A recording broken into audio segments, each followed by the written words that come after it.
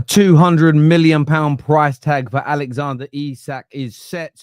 According to multiple journalists, Liverpool are not deterred. The journalists in the Northeast say they have heard different. We're looking at Arsenal that are close to securing the re-signing of Miles Lewis-Skelly, plus an update regarding Victor Gyokeres to Arsenal and what does it mean for Manchester United. Plus, really important to focus on United ahead of pre-season starting. A promise made to Ruben of 3 to 4 players arriving.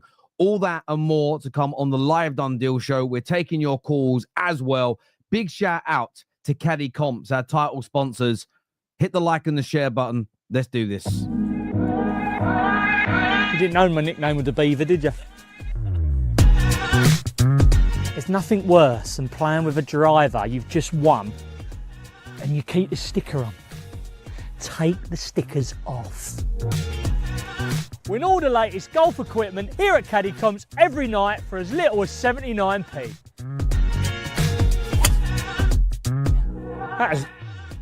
That was levered, that was.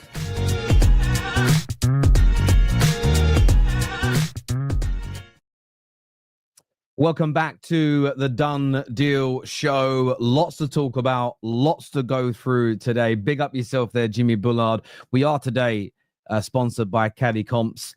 I'm actually recently getting into golf myself and just started doing it as a bit of a pastime. If you want, some of the entries are free. Some of them are very, very cheap. They are giving away massive prizes every single day. Go check out the website now by scanning the QR code on my screen or clicking the link below.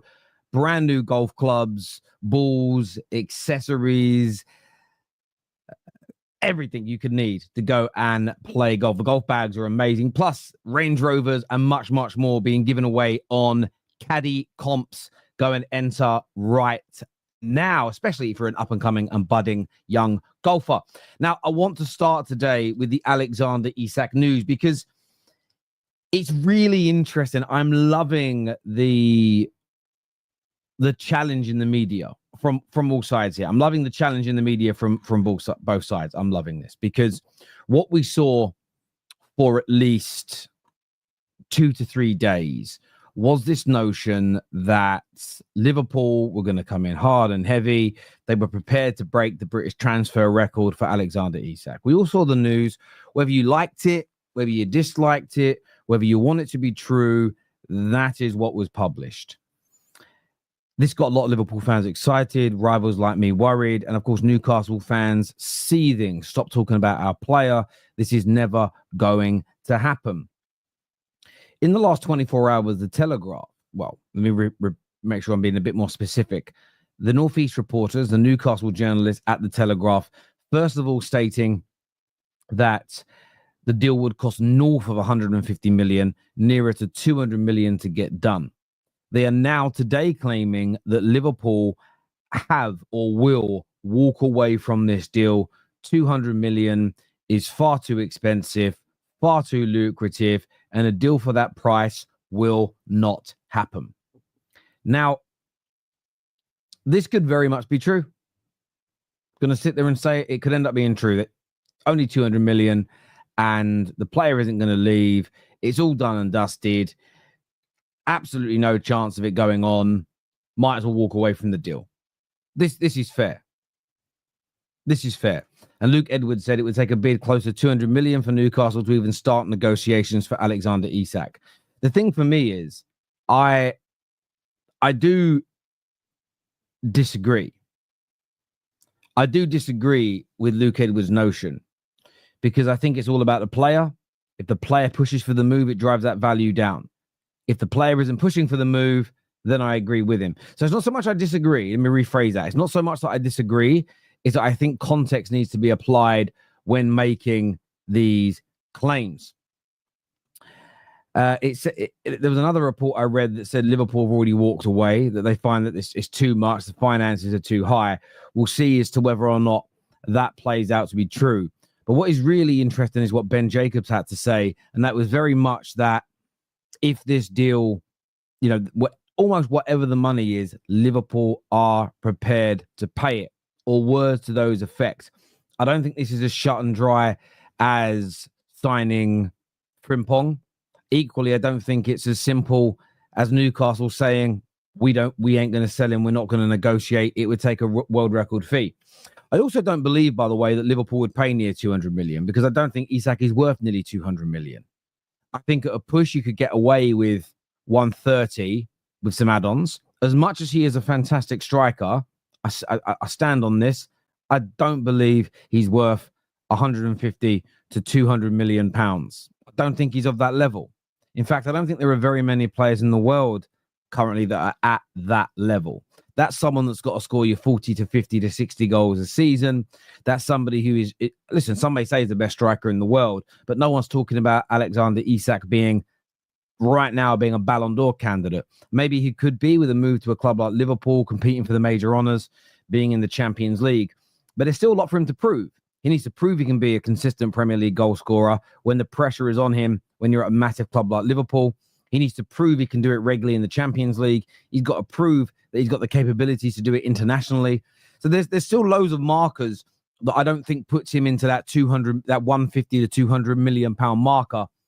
That all being said, I understand completely why Newcastle are putting him into this category. They have to. They have to. They really, really do. Terry, I've sent 2 super chats. Need info to get on. Yeah, I mean, we put the link in the live chat, bruv. We put the link in the live chat. I get your super chatting in. We on the shows where we're taking calls, we put the link in the live chat. You just got to click on that link and get on, bruv. Real simple. Thank you, my man. I think talks have started between the clubs. I don't think they've directly started. But I think there may be conversations between intermediaries. Newcastle fan here says, you think we paid 60 million for him to then become the best striker in the world to double our money? So delusional. Nobody has said that's why you bought him. And that's the thing. No one is stating that was Newcastle's motivation when he was purchased. Not a single person is sitting here going, oh, Newcastle bought him for 60 million to double their money in a few years' time. No, they bought him to be part of their squad. They bought him to be part of a team that they would hope could go on and win multiple trophies and develop into a league title winning team and a Champions League team and a Champions League winner. But it doesn't always end the way you want it to. Man United didn't buy Cristiano Ronaldo to sell him 6 years later for 90 million pounds. They bought him forever. But circumstances change. And Newcastle, a big club. What they did this year by winning that trophy was amazing, and I enjoyed watching it. Go back and see our match reaction. But you're not Liverpool, and Liverpool can turn heads. I'm not saying his head has been turned 180, but it certainly can. But if he's only just looking out the corner of his eye, if his head isn't turned, his body isn't turned, then I don't think Liverpool will win the negotiations. But if they win the heart and mind of the player, it'll be done. Ben Jacobs started the whole thing and was giving Liverpool fans hope. Newcastle was never selling Isak. They are in the Champions League, and Isak's contract has 3 years remaining. They may sell him if he asks to leave. Stand on that. It's one guy, Ben Jacobs, who says this, and every other journalist said he's unlikely. It's unlikely to never happen, and that could end up being true. At the same time, let's break this down. When Ben Jacobs started talking about Mbeuno to Manchester United, everyone laughed and said no chance. Newcastle fans, in fact, no way he's getting him over us. No way United are winning that race over us. So I'm not comparing it. Well, I am comparing it. Mbeuno picking Manchester United over Newcastle was a bigger shock to most people than the idea of Isak wanting Liverpool.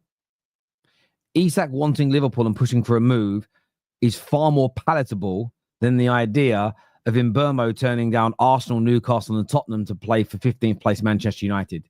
You'd have had more people say fact to the Isak Liverpool claim than Mbeuno picking Manchester United. So I'm just not someone who sits here and goes, no chance, not going to happen. The Wirtz deal is worth 115 million, and you think we are selling Isak for 5 million more? No, that's not what I said. I don't know where you're getting this all from. I don't know where you're getting this all from. But there's things to weigh up in that. Terry's sticking up for Ben Jacobs, his friends. But it's not about that, though, is it? Because I literally have, said that it might not happen. I've also said the things that the Newcastle press have stated could be true. But let's not pretend like the Newcastle press don't fabricate things. They fabricated and misrepresented how much money Man United had offered Mbeumo. So look, let's take all stories as plausible as I do. Stop being biased. Terry, do you think Isak will sit around in his peak years of his power to not win a Premier League or Champions League? With all due respect to Newcastle, they are not going to win either in the next 2 to 3 years. This is definitely plausible. This is just absolutely plausible that his head could be turned. And as I've stated, where I agree with Newcastle fans, if the player says, no, I'm happy where I am, if Newcastle will agree to sell me, I'll move. If he isn't pushing for it, if he doesn't do a 180, Newcastle win the battle. If he wants Liverpool, if he does a 180, Newcastle will lose the battle. Invariably, that happens.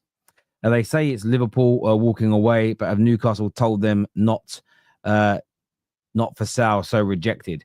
I mean, yeah, but it wouldn't be a rejection from the player specifically. It would be from Newcastle. But Sophie, right now, I don't believe that's true. I don't believe there is. Well, actually, no, I do. Newcastle may have turned around to Liverpool and said he's not for sale. That's true. But if Liverpool stopped courting and trying to wine and dine the player, I haven't seen any reports of that. That would be a fundamentally different situation and perspective. Fundamentally different in every single which way. By the way, ladies and gentlemen, please hit that like button for us. I'm just going to put a little poll up as well.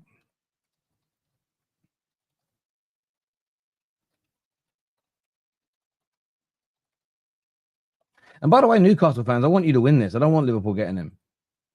Liverpool getting him listen, you guys are better than us as well, but Liverpool getting Isak is far scarier to me than the other way around. I'm telling you that now.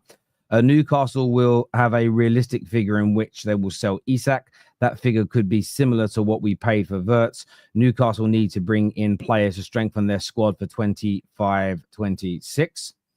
Tony here with a super chat says Bayern wanted 150 million for Wirtz, and he went for 100 plus 16 in additionals. So Isak could go for 130 with some additionals. Yeah, I think, listen, if I was to right now guess what the final, say that they come to an agreement, I would go with 135 plus 20.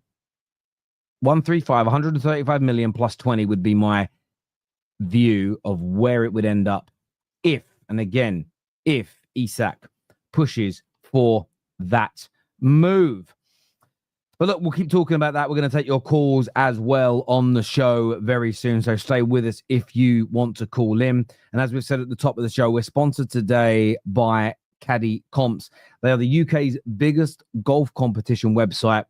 Every night you can win the latest golf equipment for as little as 79 pence. They're also giving away items like Land Rovers and Airbnb vouchers. Very cheap to enter. And if you're a keen golfer, I've just got into the sport. So I haven't even bought all my gear yet. I've been going to the driving range. I've been taking a few lessons at my gym has got a golf club. I've been taking a few lessons. If you're a budding golfer, a current golfer, go and check out Caddy Comps right now. You can scan the QR code that's in our bottom corner down there, or you can click the link that's pinned to our live section. Go and sign up to an account. I think it's great. It's really, really good. It's cheap, and you can win some of the best and most expensive equipment in the world. And there's a free entry for a new driver as well. So there's one that you can enter just for free. So go and check that out. Now, I wanted to touch on Arsenal for a moment because we know obviously they're looking at Isak as well, waiting in the wings there. But I wanted to touch on the done deal that is reportedly about to happen with Miles Lewis-Skelly. And it's really funny because a lot of people skirt over players signing new deals, where I actually think this is quite significant for Arsenal. Because the world of football now, so many of the big teams, so many of the giant teams, so many of the big hitters are they're scouting, they're courting, they're wining and dining your players in an attempt to get them to leave cheaper or for free. So Arsenal getting the situation with Lewis-Skelly resolved, I didn't ever think it was in any doubt, but it's a positive. I know he isn't at the same stage of his career as Trent, but look at Trent with Real Madrid. Look at Konate with Real Madrid. Could be another player that ends up going for free over the course of the next 12 months. So I think it's very significant for Arsenal. I think it's very important for Arsenal that he's been tied down to a new long-term deal. It just means they can focus on developing him further, integrating him more into this team, and just progressing as a footballing side, as opposed to worrying about will he or won't he stay, will he or won't he be sort of prized away from us, as an example. So yeah, I think very, very important indeed for Arsenal to get that done, signed, sealed, and delivered. The other update is in relation to Gyokeres, and I think this is a real positive for Arsenal today. One, he has turned down a potential move to Juventus. It's reported in the Portuguese press that he has essentially told them, listen, you can keep offering me as much as you want, but I'm not going to say yes. I'm waiting for Arsenal. What he has also claimed and stated is that he is willing to wait all summer to join Arsenal. So unless Arsenal sign somebody else, he will wait until the 11th hour, according to reports, to become a Arsenal player. And for me, that was painful. Painful because what I was hoping, and I'll be honest with you, I was hoping whatever you want to call it, is that maybe you'd get bored of waiting. Maybe Man United, I was hoping for news that maybe his mind could be changed if a resolution wasn't found. And it doesn't appear that there is any real chance of that happening whatsoever. The only chance United have got is if Arsenal pull away. And as I state, that for me is sobering, worrying, and heavily frustrating indeed. Gyokeres wanting Arsenal to that degree is just annoying. It really, really is. It's reportedly his dream move. It's reportedly where he wants to be, just above and beyond anywhere else. I mean, again, I'm taking it not with a pinch of salt, but it's the Portuguese press, and the Portuguese press have been wrong, but have also been right about many areas, or within the ballpark of being right. It was this time last week, the same outlets were saying that he'd rejected Man United for Arsenal. There's been a slight backtracking that he hasn't rejected United. He would join if the Arsenal deal doesn't happen. But the report now is that he won't push for that United move unless the Arsenal deal is off the table. So very, very positive indeed for Arsenal Football Club. I don't think you can get away with that. The Aussie Gooner here says it's good that we kept Skelly, but we still dragging our feet, Terry. Absolutely. Listen, this is the thing I feel when it comes to having these conversations. In isolation, I think keeping Lewis-Skelly is really strong and good, but it doesn't mean people should be appeased and not go, right, well, what else is happening in the market? Who else are we signing? There's no doubt about that. Absolutely. Very, very important indeed. Twistar here says, Fluid. Is that your attempt at my name, Fluid? Oh, that's a really bad joke with his pandering. Next off Arsenal, Liverpool, and Chelsea goes with the trend. Stand for nothing. Morella, listen, I know what you want, okay? And I'm never going to do what you want me to do. And that is consistently speak bad about rival clubs. Consistently do what people like you do and get your bum out in public, split your crack open and go on, someone shag it when it goes wrong. I'm not going to do that. I'm not going to sit here and pretend that Wirtz and Isak and Gypkeres are all going to be flops at Liverpool and slag them off.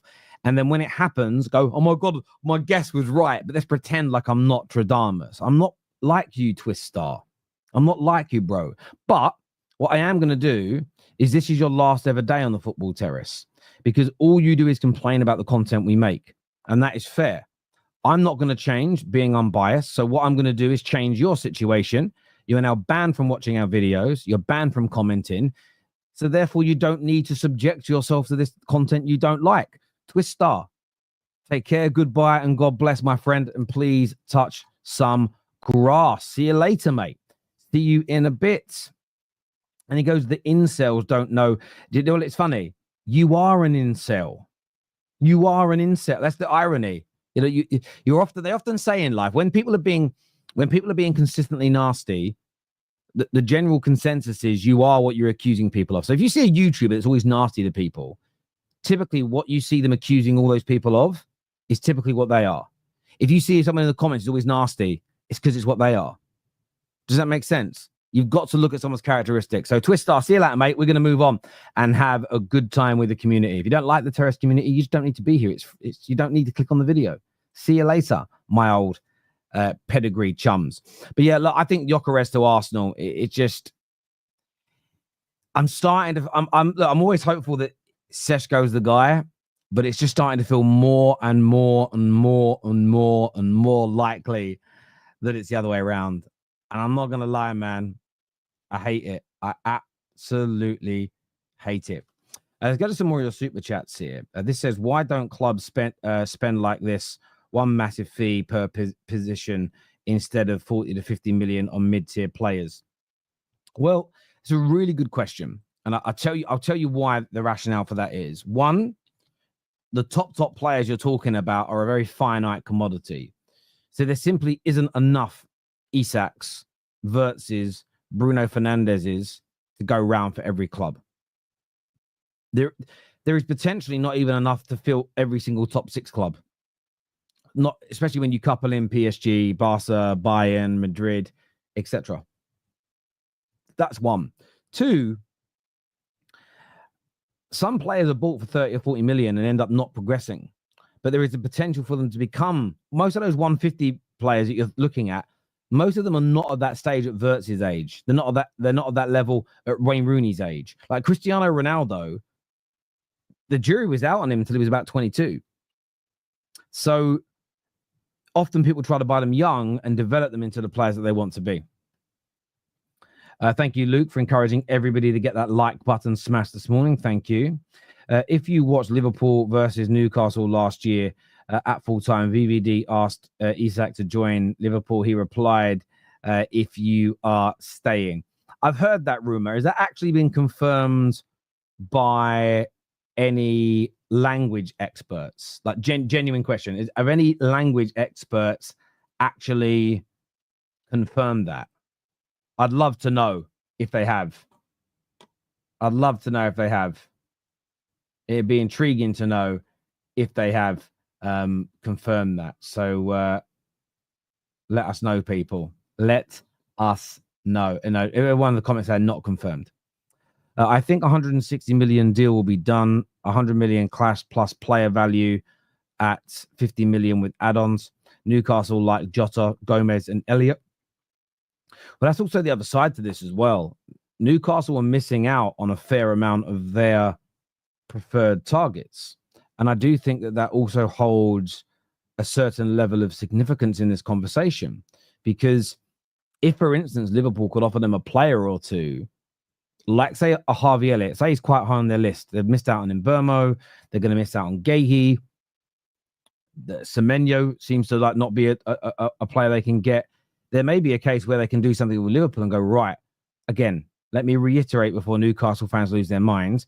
If the player's pushing for the move, they may think, well, look, we can get the cash, which means we can put that into Ekitike. We can put that into Gyökeres. We can put it into Šeško, Mateta. But equally, maybe we can do a little swap deal here and pick up a player or two that improves our squad overall. Plus, we go out and get a very good new striker, and there isn't so much damage done. In fact, you could argue the squad is better than it was before. There's a lot of thinking that can go into that. Konate, Paul, have the card signed now and sell him to PSG or sit in the under-21s and not play in the World Cup. Tell him straight, we have all the cards here. Well, do you know what, Andrew? I think that, listen, Liverpool are now pushing for Mark Guéhi as well. Could it be the case that Guéhi comes in and the club look to sell Konate a year early and get some money for him and not pay the last year of his wages? I mean, that's plausible. It's plausible. Very, very plausible indeed. How does Newcastle improve losing Isak when they won't sign anyone better? Makes no sense.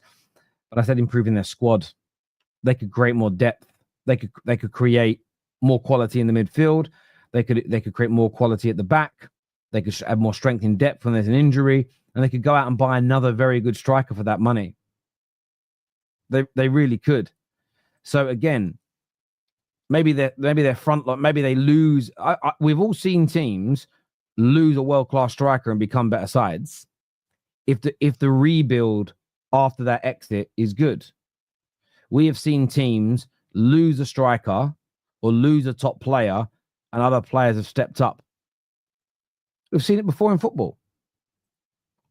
So for me, I don't look at it and go, that's just ridiculous, can't ever happen, won't ever happen. It's plausible. It really is. Like, he scored a lot of goals last year, 23 goals he scored, you know. But when we start breaking it down, you know, Watkins scored 16 as an example. Mateta scored 14 goals last year.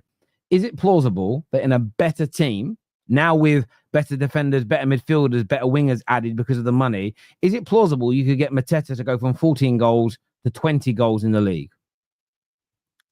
I think it's plausible.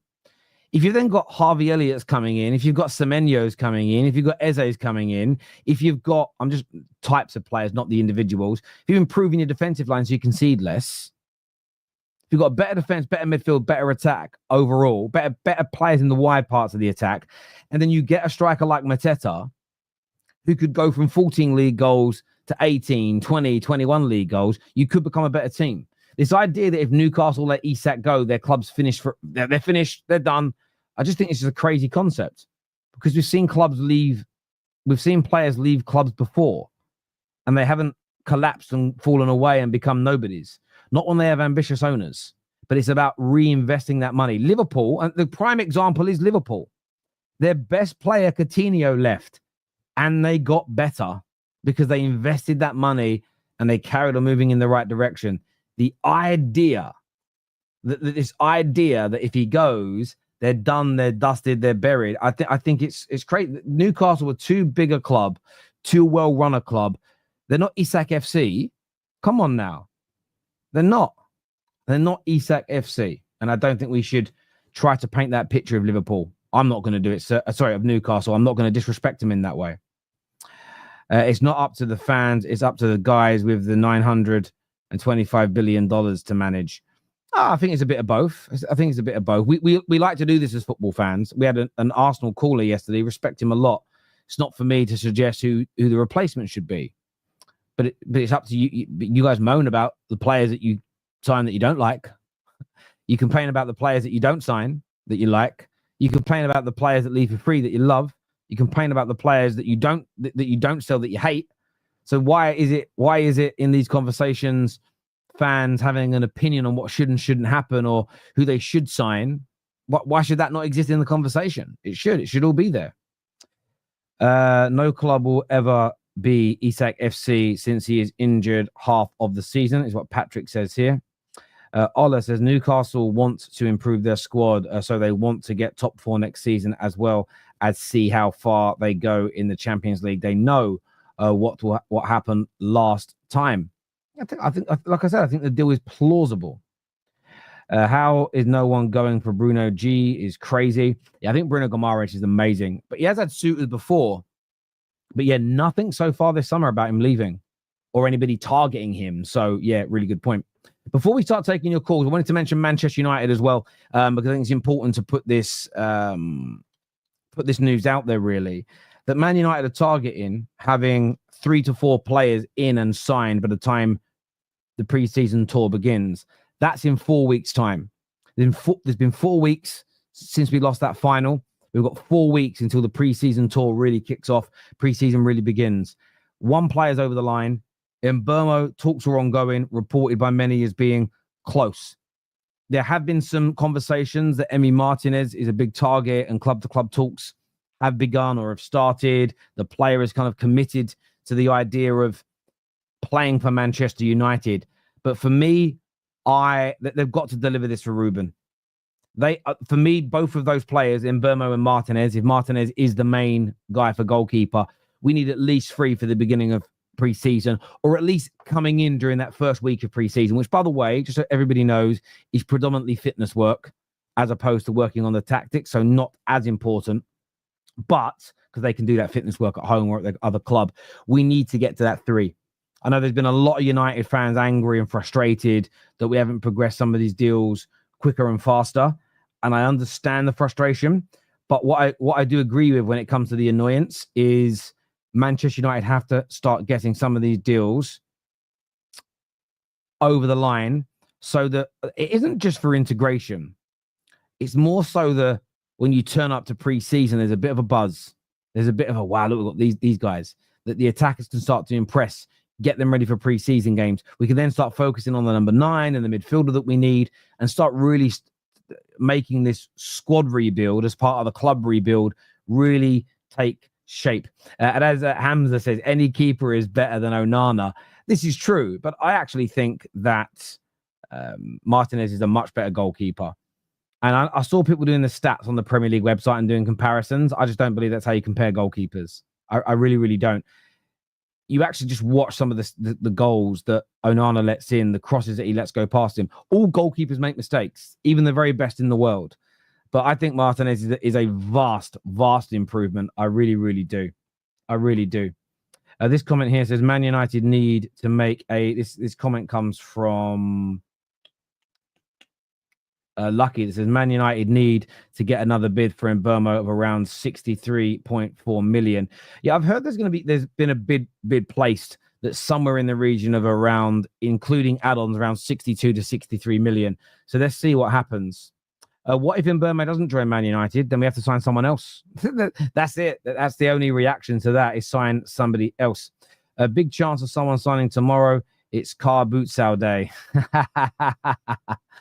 All right, mate. Leave us alone. Leave us alone. We're trying our best here. We're trying our best.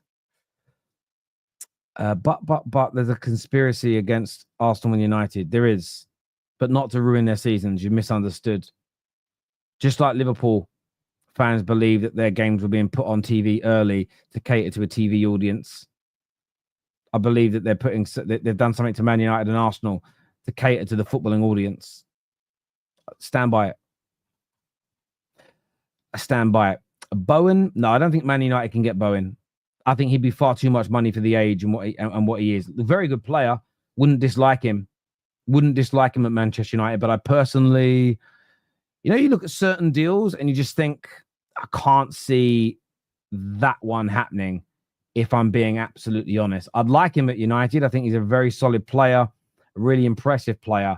But I just don't personally see it happening myself. But there we go. Anthony must also be given another chance. Stop it. Go away. Go away. Go away, you troll. Go away. Terry, have our board got better intellectuals now? Well, I don't think it's about having better intellectuals. I would assume the people running Man United were quite smart before in general. Good intelligence, educations, degrees, had brilliant jobs in banks and advertising firms. But it was about having people that have a true footballing understanding, because there's a difference. You could have 10 PhDs. It doesn't mean you can tell an experienced construction site worker how to build a house. You might be able to describe it. You might be able to read how to do it and then articulate it better in terms of using fancy words. But in reality, when you're sitting down with a group of other builders and construction workers, would you have the credibility in that room compared to somebody with 20, 30, 40 years on building sites who's helped build skyscrapers, houses, extensions, brick walls, like the vast ranges there? There's a fundamental difference in that intellect. So United have got more people in like that. Now we work out, and it's going to take 2 to 3 years to fix this. That's when I'm going to judge it in its entirety. But let's see what they can do.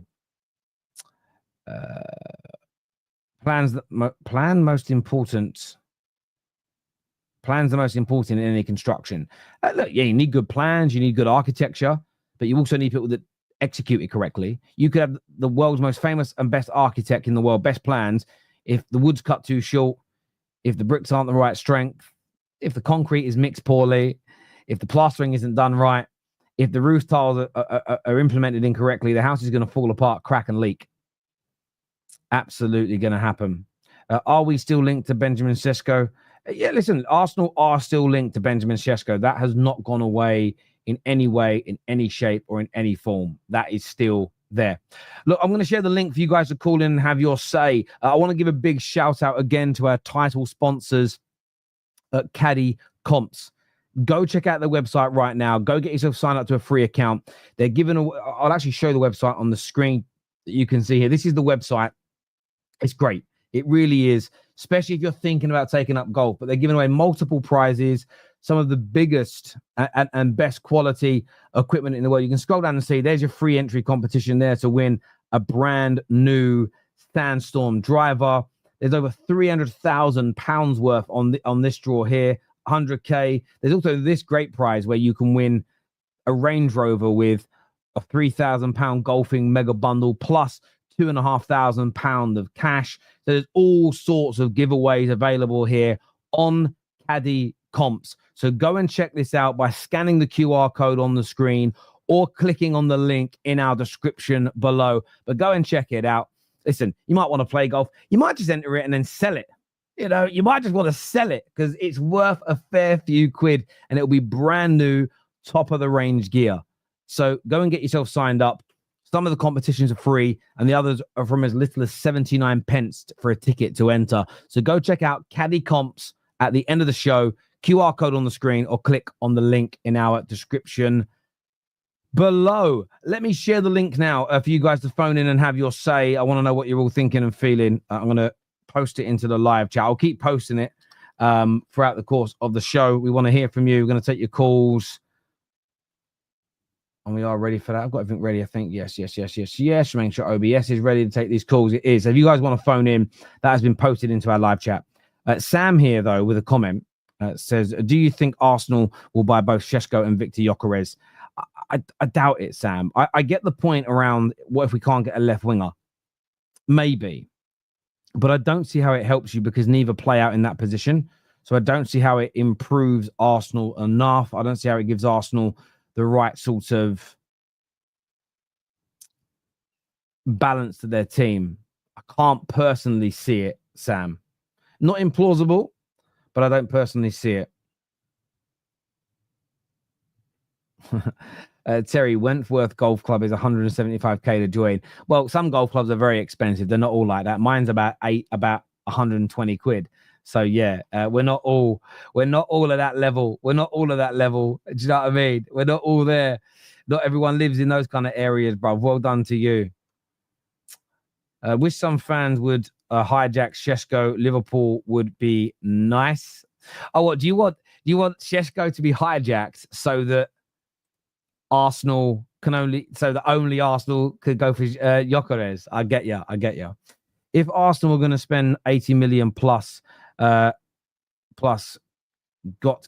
Gypkeres because he will slot in right into the team, I agree. I think he's an excellent signing. I really do think Arsenal should be moving that way, personally. Juventus have been informed. Exploratory talks with Nico Jackson's camp. Yeah, they've got to get rid of that guy. 2 red cards in 5 games. Man has got to go. Speaking of exits, there were some nice reports last night that both Jadon Sancho has agreed to leave and join Napoli. And Anthony, Anthony's had offers from a number of clubs, but Man United are going to respect his desire to go to Real Betis. So there does appear to be some real good leeway in those areas. That would also be a really important thing as well for Manchester United, I feel, before the season begins. If a couple of players could also be gone, if a couple of players could also leave, I think it would put Manchester United into a nice mental space, at least, especially the fans. The fans need it because the fans are desperate right now. They really, really are. But look, I'm going to go and take some of your calls now. I'm going to put my earphones on. We're going to go take your calls. First on, we're going to get Jason on the air with us today. Let me just do that. Jason, welcome back to the terrace, mate. Afternoon. Lewis-Skelly deal is done. Talks that Gyökeres might wait all summer for you. Where's your head at? What are you here to say, my friend? You know what? I'm still frustrated, to be honest, because we haven't really made that much signings, or we could have been on it as soon as May started, or the Club World Cup window that we had, that little space of time. We could have at least made a signing or 2, but I don't think. Yeah, it's just been Interested FC, close to kind of closing the deal FC, XYZ, juggling the basket FC. It's just so many things. It's just to be fair, at the same time, I feel like it's unpredictable as well. We've got a lot of things to kind of sort out. A lot of things in our squad that we need to be sorted out as well, because there's a lot of players leaving. Now added into the problem is Thomas Partey leaving as well, which is kind of like a bit of a blow because he's one of our best midfielders that we had last season. Very underrated itself, but we had to have another midfielder. Gyökeres, I don't know whether it's Gyökeres, Sesko every day, every week. But Sesko, I don't want Sesko whatsoever because you know what? I want to win now. Because this season, I want to just kind of it has to go perfect. Or else, because you know what? We as all fans, we've been waiting so long. We've been so long. And like, you know what? I have a right to be frustrated. And I have a kind of right. Because obviously, I never really, in my more than 25 years of supporting Arsenal, I really haven't seen a perfect window. I've never seen an Arsenal had a perfect window whatsoever, whether to get me excited towards the season. It's always a player short or a player short whatsoever. But I'm just kind of saying, like, you know, Zubimendi in, good signing, but I don't think that's enough. We do need another creative midfielder because what happens to Odegaard happened last season? What if Odegaard doesn't perform? Yeah, Lewis-Skelly, well done on that. He deserves a new contract after the season that he had. But I just wanted to say we just need additions. We just need that squad. The squad was so short last season that we kind of had to kind of get out of competitions very early last season, which is not good enough for the size of Arsenal Football Club. And it's phase 5 at the moment, which is not good enough. So I'm just saying get that signings in ASAP. Jason, passionate talk there, my friend. Thank you for calling in, my brother, and we'll chat again soon. No worries. Thank you. Top man. Thank you. Next on the show, Dominic Wood is here. What are you saying, Dominic? Yeah, so I'm in a really unusual situation. So I live in Sweden, and I'm a Newcastle fan. So there's probably two things that I think I wanted to talk about quickly. Of course, man, cool. And that's the perception of both Gyokeres and Isak in Sweden. So Gyokeres is seen as very much a mid Premier League striker in terms of he still has something to prove. I think that's probably due to the fact that he's been playing in Portugal and previously he was at Coventry. And in terms of Isak, I think he's seen like across the board from the local media here as the main guy for the national team perspective. That's obviously not saying that's not my comparison between the two, but I think that probably a United move would make more sense than an Arsenal move for him at this stage. If anything, actually, I think there'd be slightly less pressure on moving to Arsenal for him. Moving to United than moving to Arsenal. And the media here actually tend to favour that move for him, which is quite interesting. And then with Isak, I suppose that. Sorry, I just want to say because obviously they've got no bias in this. They're not United fans or Arsenal fans.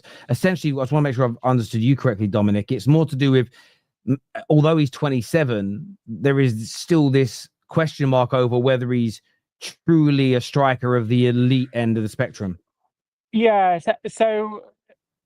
So I think it would be in particularly with when we talk about it from the Swedish national team perspective, what you end up with is Gyokeres actually operating solely in the nine space, and he does miss a lot of chances. He takes a lot of chances in terms of his shot taking, but he still needs to prove himself.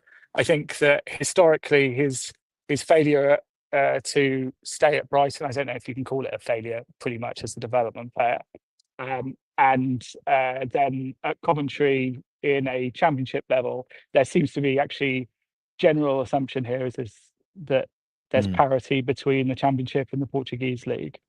Now, whether or not that's right to perceive it that way, obviously we know that there are differences, but they want to see him take that next step up. And the general consensus is that he would actually do better sticking with Amarin and sticking in a team that has, whilst United obviously is a massive football club, being in an environment where he doesn't have that Champions League I think Arsenal here. So there's a load of Swedish Arsenal fans, and they tend to be sort of. There's a certain level of expectation, I think, as to where they are on their journey. So That makes a lot of sense. That makes it makes a lot of sense. There's the perception that necessarily in sort of high pressure situations, he doesn't actually perform the best. So to sort of remove him from that pressure, you'll actually get the best out of him. Even though obviously United, there's a pressure system, but you could almost have this ecosystem around Amarin and like a nice squad rebuild without the pressure of European football. That's the I listen. I get it. I get it, and it makes a lot of sense. And I think it's one of those. I'm a big Gyokeres fan, but it's always important to listen to the other side of the story.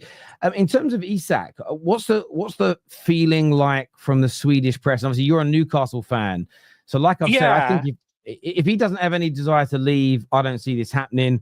I'm always a firm believer that if a player has their head turned and he's like, I really want to go, most top clubs enable that to happen at the right price, if that makes sense. But if we're going to be sensible here, because they want players that are dedicated to the cause. But what are you hearing as in? We know what the Newcastle press is saying, but what are they saying in Sweden? Is there any different stories? No. So actually, there are no different stories at all. Actually, there are zero stories whatsoever about him moving. The one thing I wanted to sort of say, and again, is to draw the parity between Gypkeres and Isak, is Gypkeres actually has a bit of a reputation as being quite a fiery character in the media and locally, and I would say Isak is completely the opposite to that. So he's actually generally quite a placid person. He's incredibly respectful, obviously coming from an Eritrean background, and anyone that you speak to with regards to his former club that he grew up in IK in the centre of Stockholm, sort of talks about his temperament.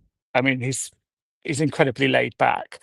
So even though I think that he might want a move, I think that a likely situation is that he would accept waiting for a move for 12 months. So not signing a contract and then the club being in a position for him to move on. I would find it difficult that I can't see the club accepting a bid. And I think that the price tag of sort of 150 to 200 million is overreaching.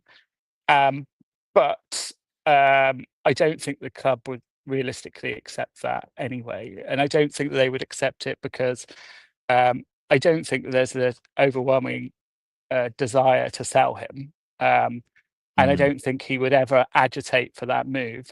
But in 12 months' time, I can see him moving. And I think he can probably move on with the well wishes of the club because he's not going to agitate for a move in any way. I see it.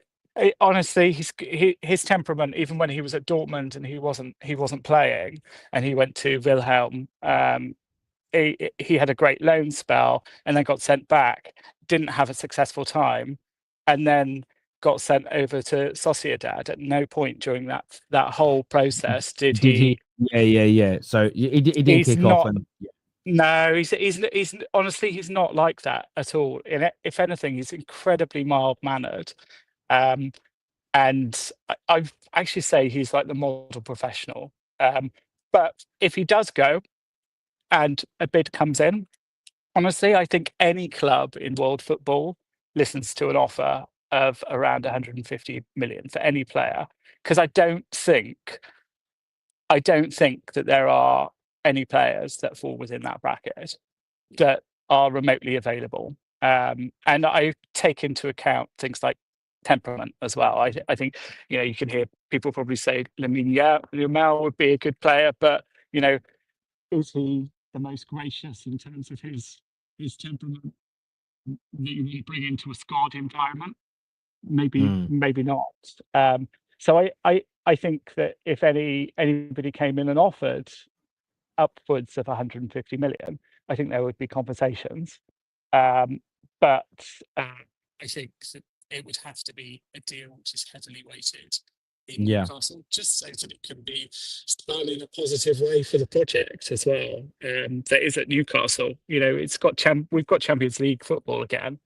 I think that we're operating in the wrong transfer market. I think we should stick to, the European market, that 30 to 50 million pound player, rather than competing with the larger clubs, which is where we seem to be heading towards at the moment. And I think that there's a very different conversation that we have with players who are on the list of Arsenal, Liverpool, Man United, or Chelsea, rather than players who are, Aston Villa or Forest or even aren't on any list. I think that we get those players, and I think that we don't pay the wages, don't have the stability in the pool or the guaranteed success when we're entering into the pit of players that fall within that bracket. But anyway, that's my thoughts. I don't know if you want to come back with any other thoughts. I want to say I was listening for the last 10 minutes with great intrigue. Make sure you phone in again. Would love to get your thoughts and opinions on the show, mate. It's very different to our normal calls. One of the best we've ever had. Really appreciate it, mate. Yeah, no worries. Great. Love Cheers. you. Speak soon. Thanks. All the best, Bye. mate. Take care. Aussie Gooner on with us next. What you saying, bro? Oh, man. I'm hearing Alexander Isak here, Alexander Isak there, and no Arsenal in the sights of Isak. I'm jealous, man. You guys are making Man United making more moves than Arsenal right now. Tell me, Terry, tell me. Why are you guys so serious about making moves and my boys are half asleep? Tell me. That's what I'm worried about. My boys are asleep. I'll be honest with you. I don't think you are asleep. I think you're doing a lot of work. Oh, come on now. I don't think you're asleep. I don't think you're asleep. I get the frustrations because it's your club, so you feel it. A bit like I've watched some of your games and gone, oh, you played well today. And Arsenal fans like, no, we were rubbish. And I'm like, yeah, I'm watching it with no emotion. You're clearly working on a couple of strikers. You brought in Zubimendi. You did obviously make a move for Housen earlier in the window, but he just chose Real Madrid. And now you're sort of looking at other options.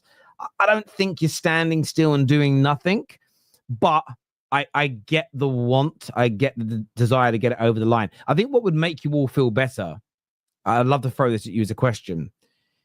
Even if it wasn't the number 9 you desired the most, are you just at a point where you want the club to make a decision and get one done so that you have an idea of how you're going to look and be shaped next year? Is that part of the frustration that the Berta approach is you just don't quite know what's happening? You saying I'm going to let Arsenal wear me down to just taking Watkins and saying that'll do? No. I'm not saying wear you down. See, that ain't the question. That was a great flip there. That was a great flip, right? That was a great flip. I'm not saying wear you down, but is there an element of the unknown? Is that more frustrating? If you get Watkins, at least you know it's Watkins, and you can go, right, well, what else is coming? How could we play? Is it the fact that the way it's being reported is that no one knows yet, maybe only Berta, which striker they're actually going to execute on? Is that adding to the frustration? Oh, mate, it's like Christmas. Do you know what I mean? There's a box underneath the Christmas tree and you got no idea what's there, and you're just taking little snippets of the bloody wrapping off to find out what's going on, right? It is that. It's frustrating because Arsenal fans right now, including myself, we all have been screaming for 9, me more of an 11, and we're hearing a lot of, Šeško, a little bit of Gyokeres, and we can see that we're making moves in both camps and window shopping. But the cards are so close to Berta's chest, it's frustrating. You wouldn't play poker with him. You wouldn't. It'd be horrible. He'd be a guy that'll send you home broke. So yeah, frustration, definitely. Is it a good business move? Yeah. It shows that we're playing our cards. We're not going to be, held to ransom by any team or any player. You change your ideas about what you think about Arsenal, we'll move on to our other target. And the Šeško thing continues with rumours of a release clause. So we'll just jump over to Gyökeres if we have to. And it's pushing Gyökeres to a point now where he's making more of a case with his his present club to move to Arsenal, which is working in our favour. That doesn't usually happen. So maybe in a business point of view, it's good. But from a fan's perspective, it's horrible, mate. It's like window shopping in the red light district. You just can't get away with it for that long. Do you know? Like, eventually you're going to get a slap. And that's what it's feeling like. And And there's more positions though, Terry, for Arsenal. It's not just a 9. That's the biggest problem. So where United are moving on, moved on Cunha, moved on Mbeuno, and that's going to get done. You've got problems and you're resolving them rather early. It's frustrating as an Arsenal fan that next season, season coming, we want to contend for the title again, yet we're the slowest moving club in the Premier League. If you can catch my drift. Yeah, listen, I totally get your frustration, and this is where sometimes it's difficult when you're covering other people's clubs. Is I'm quite patient with what my club are doing, and you've sort of come on here and said United are taking this more seriously than Arsenal are, but yet United fans are saying exactly the same as you. The only fan base that are not saying this is City and Liverpool, and City only did theirs early because of the Club World Cup. Liverpool obviously moving very, very fast indeed, but nobody else is. Nobody. This is what I would say, just to be balanced here. Not to say you're wrong. You're allowed your frustrations. Is barring Liverpool, like look across Europe. Who else is moving that quickly right now? And I know the point is some will go, well, that doesn't matter. I want us to do what Liverpool are doing. I'm more of someone that's learned with transfer windows to not, as much as you might have a great start. How many times have we gone, okay, now West Ham won the transfer window. United won this transfer window. You get 3 months into the season and you're like, look how crap they all look. So I think it's just doing this so long. I've learned to praise the moves. With Liverpool's, I feel it's a little different because they're already the best team in the country and they're adding more quality. So we're not talking about a team that's 5th and saying, I think they might push for the title now. You're seeing a team that was the best and they're adding top quality. So it's a little different maybe. But look, I get your frustrations. I really, really do. Aussie Gooner, always a pleasure to speak, brother. And we'll chat again soon. Top man. Cool. Catch up. Thank you, mate. Thank you. Anton is on the show with us next. What are you saying, Anton? What's going on? Look, my perspective on Arsenal is obviously very different to your previous caller.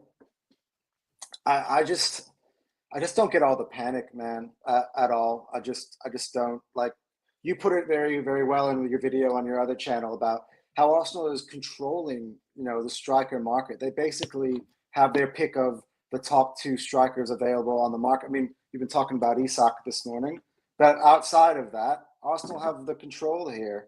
And I think what people don't understand is, they can push the button, but some of these clubs are just asking for some ridiculous stuff. Like we're hearing about Leipzig wanting 80 to 100 million for Šeško, and and as well with Sporting, the agreement that hasn't been honored by Sporting with that they gave to Gyökeres earlier. And I just think that Arsenal just are gonna as in a lot of our fans are wanting us to buy a multitude of different players in different positions, but that will not happen if Arsenal just pay them what they want, because you're going to end up paying over the odds, and it's not going to end well in your pursuit of other players that are pretty expensive. And at the end of the day, I just think I mentioned this last week when I was on your show, and I'm actually more convinced as the week has gone that I think Gyökeres is going to be the Arsenal striker in the end. He's the one who's making the noises, saying that he wants to be at the club. I think that tells me that there's a player who actually wants to play for the club, wants to play for the shirt. And from the noises I'm getting out of the Šeško camp, which is like, I want a release clause in my next contract, or I want you guys to, pay up, between 80 to 100. And it doesn't sound like a guy who really wants to be at Arsenal. He's a guy who wants to make a lot of money. You know what I mean? Like wanting a release clause in your contract tells me you don't want to be here. Like if another club comes and gets you, you're happy to go to move on. You know what I mean? Like, I understand that. And look, as I say, I do get the frustration and panic amongst some Arsenal fans, especially when Jason, our first caller, said it. He never feels like Arsenal have complete windows where all the right things are addressed. So I do understand the frustration that Arsenal fans are putting out there. It's why we give it a platform. It's why we allow people to speak. Yeah. I still feel you're going to have a very good window. And when I go over the last few years, I don't feel like you've had, in the last 4 or 5 years, I don't feel like you've had too many terrible windows. Like last year wasn't good.